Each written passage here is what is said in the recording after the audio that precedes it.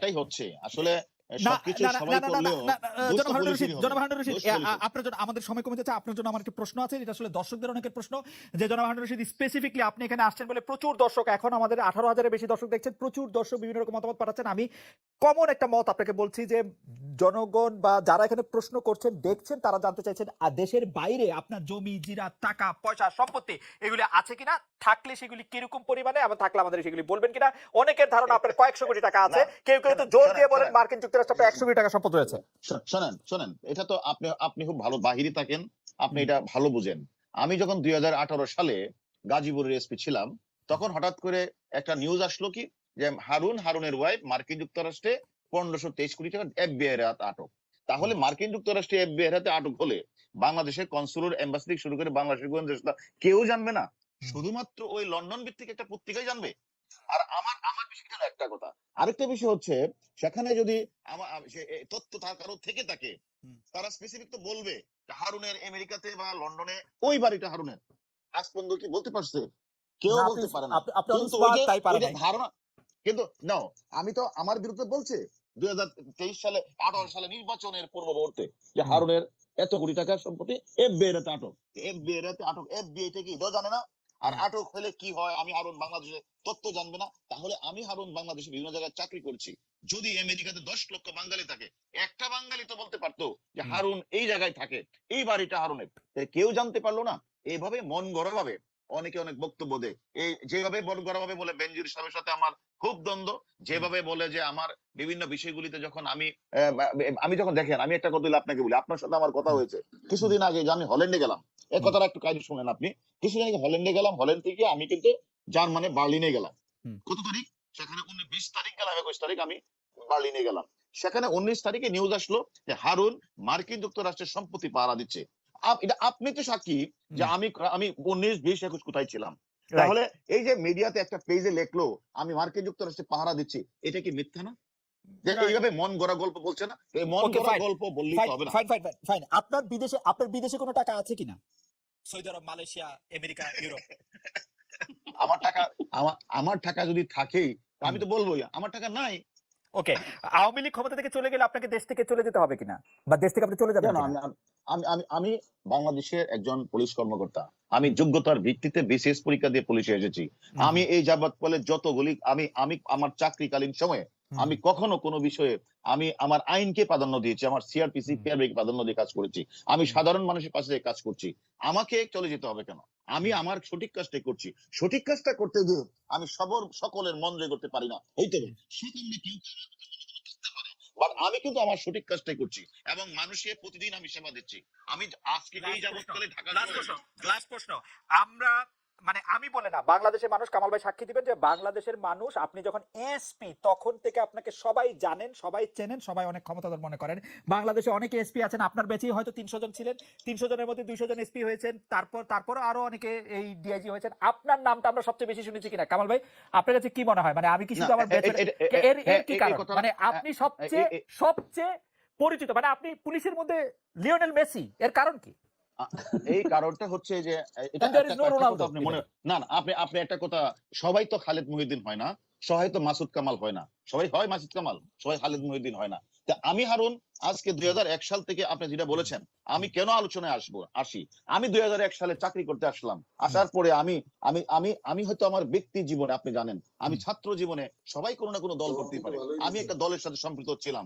কিন্তু যখন আমি চাকরিতে আসলাম, আসার পরে আমার চাকরি থেকে আমাকে বিদায় করে দেওয়া হলো। আমার কি হুম, অপরাধ ছিল? আমি তো হুম, চাকরিটাই করতে পারলাম না। আমি 2008 সালে আবার চাকরিতে আসার পরে আমি ঢাকা শহরে যতগুলি গুরুত্বপূর্ণ ঘটনা আছে, প্রত্যেকটি ঘটনার সাথে কোনো না কোনোভাবে আমি কাজ করেছি। হুম, কাজ হুম, করার কারণে আমি বিভিন্ন জায়গায় আমি আমার অবস্থান পরিষ্কার করেছি।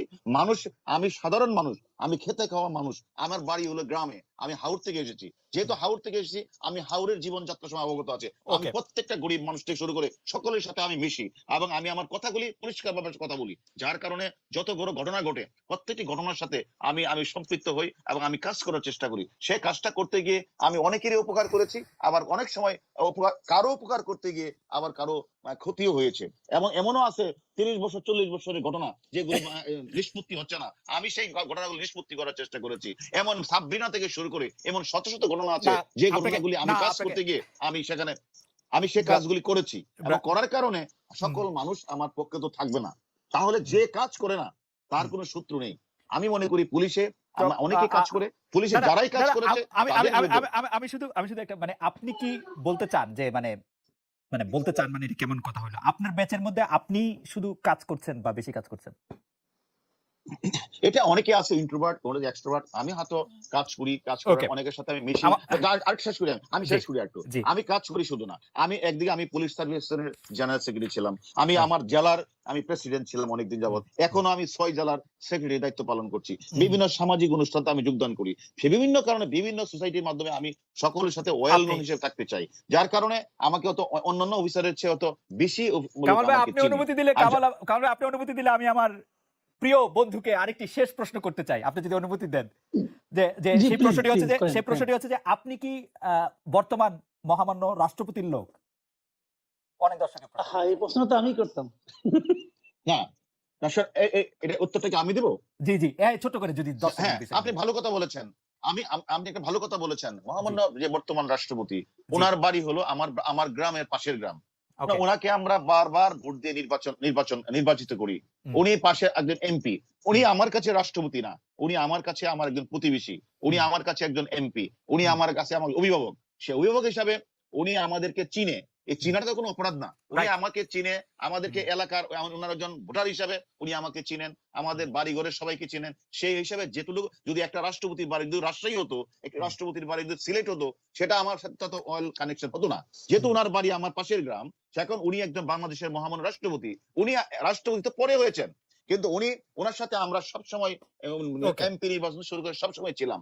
সেই ওকে কারণে উনি আমাদের ভালো জানেন, আমার ভালো আমার চিনেন। মনে হয় যে আমরা জনাব হারুনুর রশিদকে অনেক আর আমি একই সঙ্গে বিশ্ববিদ্যালয়ে পড়েছি আমরা একই সঙ্গে কিছুদিন সরকারি চাকরি করেছি আমি ফিরে আসছি সুতরাং হারুনুর রশিদ আমার এক ধরনের বন্ধুও বটেন সেই জায়গা থেকে আমি আসলে স্বাধীনতা নিয়ে জনাব মোহাম্মদ হারুনুর রশিদ আপনাকে এই প্রশ্নটা আমি করতেই চাই সাবেক পুলিশ প্রধান জনাব বেনজির আহমেদের সাথে আপনার পার্সোনাল দ্বন্দ্বের কথা পাবলিক পারসেপশনে এসেছে যে সাবেক পুলিশ প্রধান জনাব বেনজির আহমেদের টাকা বা বেনজির আহমেদের জোগাড় করে দেওয়া টাকা নিয়ে আসলে দুবাইতে এই ব্যবসা হচ্ছে কিনা সেটি নিয়ে প্রশ্ন এসেছে আপনি ডিবি প্রধান হওয়ার পরে এই বিষয়টিকে আপনি তুলেছেন এবং আপনার মাধ্যমেই আসলে মিডিয়া এই কথাগুলি পেয়েছে যেটিকে আমরা আইন শৃঙ্খলা রক্ষাকারী বাহিনীর একটি সূত্র বলছে পুলিশের সাবেক একজন ঊর্ধ্বতন কর্মকর্তার টাকায় দুবাইয়ে সোনার ব্যবসা শুরু করেন রবিউল ইসলাম আপনি যদি মানে কামাল ভাই প্রশ্নটি তুলেছেন আমি আসলে একটু পরিষ্কার করে বললাম আসলে আপনি যদি একটু বলেন আমাদেরকে কামাল ভাই যে কথাগুলি বলেছেন সেটা বলছেন তো ধারণাগত কথা বলেছেন।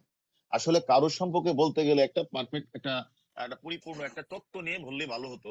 আরেকটা কথা আপনাকে পরিষ্কার বলি, আমাদের যে কথাটি আপনি এখন প্রশ্নটা করেছেন, আমি একটা ক্ষুদ্র মানুষ। আমি যখন ডিসি তেজগাঁ এসপি, তখন বেনজির সাহেব হলো ইন্সপেক্টর জেনারেল পুলিশ। তখন আমিও দেখেছি যে বিভিন্ন বাহির থেকে বিভিন্ন নাগরিক পেজ বিভিন্ন জায়গা থেকে তারা বলতো এটা আসলে এক ধরনের গল্প, যে গল্পটা পুলিশের সাথে পুলিশের কথা বললে বেশি মানুষ দেখবে, ভিউয়ার বেশি হবে, এই কারণে এই কথাগুলি বলে। তাহলে আমার মতো একটা ক্ষুদ্র অফিসার এসপির সাথে একজন ইন্সপেক্টর জেনারেলের কোনো দ্বন্দ্ব দ্বিমত থাকতেই পারে না। এটা সম্পূর্ণ একটা মানে একটা মিথ্যা কিন্তু বানোয়াট প্ররোচনা। কিন্তু আমি ব্রাদার শেষ করি, কিন্তু আমি ব্রাদার শেষ আমি করি, আমি শুধু আমি একটা কথা বলি এখন এখন এই কথাটা আইজি কি সাহেব হলো? আর এসপি এই সাহেবের কথাটা মধ্যে দূরত্বটা এত বেশি যে গল্প বানানোর জন্য এটা আসলে উপযুক্ত গল্প না হ্যাঁ, কিছু না থাকলে না সেটা আসলে উপযুক্ত কোত্থেকে গল্প না, উপযুক্ত গল্প না। রাইট তারপরেও যারা এটা বলেন তারা কিন্তু না বুঝে না জেনেই বলেন। আমার সাথে যে আমাদের যে ইন্সপেক্টর জেনারেল পুলিশ ছিলেন উনার আমলেই আমি আমি জয়েন্ট কমিশনার ডিবি হয়েছি। উনার আমলেই আমি ডিআইজি হয়েছি এবং ডিবির এডিশনাল কমিশনার ডিবি হয়েছি। তাহলে উনার সাথে আমার কোনো বিষয়ে যদি কোনো দ্বিমত থাকতো তাহলে কোনোদিন মানে একটা ইন্সপেক্টর জেনারেলের ক্ষমতা অনেক, আপনি জানেন সেখানে আমি এতগুলি মানে আমি এত মানে পদোন্নতি পেতাম না।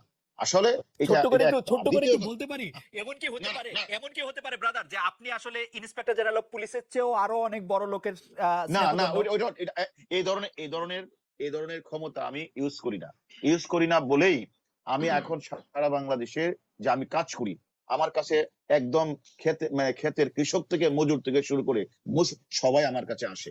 আমি সকলের সাথে কথা বলি এবং আপনি যেখানেই যাবেন ঢাকা শহরে আমি আমাদের যদি স্বরাষ্ট্রমন্ত্রী মহোদয়ের সাথে কথা বলেন যেখানেই বলেন সেখানে মানুষ বলে এবং আমার এই কাজটা ডিবিকে দেন, হারুনকে দেন, অর্থাৎ আমরা একটা আস্থার জায়গায় পরিণত হয়েছে ডিবি। আমরা সেই কারণে আমরা কাজগুলি করি। আরেকটি কথা আপনি বলেছেন যে এই যে ঘটনাটা আরাব খানের ঘটনাটি এসেছে, এটা কি আরাব খান যে হত্যা মামলার আসামি না? এটা কি সঠিক না? আরাব খান যে দেশ থেকে পালিয়ে ইন্ডিয়ান পাসপোর্ট দ্বারা, এটা কি সত্য না? আরাব খান যে স্বর্ণের দোকান উদ্বোধন করার জন্য যে যে ডাক ডোর ওকে, পেটাচ্ছেন, এটা কি ফ্যান্টাস্টিক। সত্য না? কিন্তু আপনি একটু তাহলে এটা যদি আমি শেষ করি, এটা জি এটা যদি সত্য হয়ে থাকে, তাহলে এইটা আজকে যে কথাটা এসেছে, আরাব খান নিজেই তো বলছে যে আমার অফিসে একটা পুলিশ অফিসার মৃত্যু হয়েছে, না সে সেটি নিজেই তো ঠিক আছে। স্বীকার করছে। না সেটি ঠিক আছে, কিন্তু আমরা হচ্ছে ওই জায়গাটা যেতে চাইছিলাম যেটা আসলে কামাল ভাইয়ের কথা থেকে আপনি যদি ছোট করে বলতেন, আমরা আবার কামাল ভাইয়ের কাছে যাব যে এইটার মধ্যে যে পুলিশ অফিসারের কথা আইন শৃঙ্খলা বাহিনীর সূত্র দিয়ে পত্রিকা বলছে, সেই সম্পর্কে আপনার মতামত কি? বেনজির সাহেব আসলে ব্যাপারটা আপনি আসলে পরিষ্কার করেছেন আসলে যে আপনার না সাথে না না না না আমি আমি বেনজির সাহেবের সাথে আমার সম্পর্ক চমৎকার, কোনো দ্বিমত নেই। এক, আর আইন শৃঙ্খলা বাহিনী একজন যে কর্মকর্তা তাকে ওই যে আরাব খানকে টাকা দিয়েছে, মদত দিয়েছে, এই ধরনের কোনো সুস্পষ্ট আমরা কোনো মানে আনুষ্ঠানিক ভাবে কোনো নাম আমরা এখনো পাই নাই। আমাদের কাছে এখনো যদি কোনো মিডিয়া কিন্তু আমাদেরকে কথা বলে নাই। যেহেতু মিডিয়াতে আসছে, আমরাও কিন্তু খোঁজ খবর নিচ্ছি যে উনি কে। আসলে এ ধরনের কোনো সুস্পষ্ট মানে তথ্য আমাদের কাছে নেই। একটু একটু এটা আসলে অস্পষ্ট অনেক সময় শোনেন, একটু আমি একটু কথা বলি। জি আজকেও আমি দেখেছি, জি যে ওই মানে নাগরিক পেজের মধ্যে বলা কে একদিন বলা আছে যে হারুন সাহেবের সাথে ওনার ভাগাভাগি কথা বলেছে। আসলে দেখেন, আজকে আহ স্বর্ণের ব্যবসা হলো দুবাই, হুম হুম সেখানে আমাদের কাজটি হচ্ছে কোনো একটা হত্যা মামলা ঘটে চার্জশিট হওয়ার পরে আমাদের কাছে যে অনেকগুলি ওয়ারেন্ট আছে, এই আসামির খোঁজ খবর নেওয়া আমাদের কাজ। আমরা যেহেতু তার তথ্যটা পেয়ে গিয়েছি, সেই কারণে আমরা আরো বেশি করে খোঁজ খবর না নিচ্ছি, ফ্যান্টাস্টিক। মিডিয়াও তো খোঁজ খবর নিচ্ছে। না ফ্যান্টাস্টিক, আপনি সুস্পষ্ট তথ্য নাই, আপনি কি এক কথায় দুই কথায় অস্পষ্ট তথ্য কি কিছু আমাদেরকে দিবেন, কোনো ইঙ্গিত কোনো কিছু সেই না ঊর্ধ্বতন পুলিশ আমার কর্মকর্তা আমরা সম্পর্কে? আমরা আমরা আমরা আমরা এখনো এ ধরনের এটা কোনো আচ্ছা ঠিক আছে সুস্পষ্ট তথ্য আমাদের ঠিক কাছে আছে নেই। ঠিক এটা যারা বলেন তারা হলো এটাকে রং লাগানোর জন্য, এটাকে একটা মানে নিউজ করার জন্য, বলার জন্য বলে। না হলে বলুক তারা, যারা ওকে এই নিউজটি করেছেন তারা আমাদের কাছে গোপনে তারা বলতেই পারে, আমাদের ইন্সপেক্টর জেনারেল না পুলিশ কিন্তু আমাদের নিউজ আইজি স্যারের কাছে কিন্তু বলতে পারে, কিন্তু কিন্তু বলতে পারে, কিন্তু তারা গোপনে বলুক, কারণ কিন্তু যারা আমাদের তথ্যটা দেয় আমরা কিন্তু কিন্তু তাদের নামটা প্রকাশ করি না। রাইট, তারা কিন্তু দেখ ব্রাদার আমাদের তথ্যটা, কিন্তু আমরা ব্রাদার তদন্ত করবো। কিন্তু ব্রাদার এই আরাব খানের ব্যাপারটা তো পুলিশের পক্ষ থেকেই সাংবাদিকদের বলা হয়েছে, রাইট? কোনটা? এই আরাব খানি আমরা যে আসলে রবিউল ইসলাম আনুষ্ঠানিক আপন, আমি আমি আমি আমি আমি বলি, আমরা আনুষ্ঠানিকভাবে মিডিয়াতে বলার আগেই কিছু কিছু মিডিয়াতে কিন্তু আমরা পেয়েছি, আগেই অনানুষ্ঠানিকভাবে পেয়েছি। আপনারা মিডিয়াতেই বলেছেন, আগে অনানুষ্ঠানিকভাবে বলেছেন। না, এটাই তো বললাম, ওকে আমরা আনুষ্ঠানিকভাবে বলার আগে আমরা কিছু কিছু মিডিয়াতে বলা শুরু হয়েছে, সেটা আমরা দেখেছি। ওকে ঠিক তারপরে আছে আমরা যখন আরো তথ্য নিলাম, তথ্য তখন নিয়ে যখন আমরা মিল পেলাম, তখন আমরা আনুষ্ঠানিকভাবে বললাম হ্যাঁ, আচ্ছা এই আরাব খানি হচ্ছে রবিউল ইসলাম ওরফে আপন, আচ্ছা ঠিক ওরফে আছে হৃদয়। ঠিক আছে, আমরা আসছি আপনার কাছে। কামাল ভাই, এই পর্যায়ে আপনি কোনো কিছু বলার আগে, আপনার কাছে আসার আগে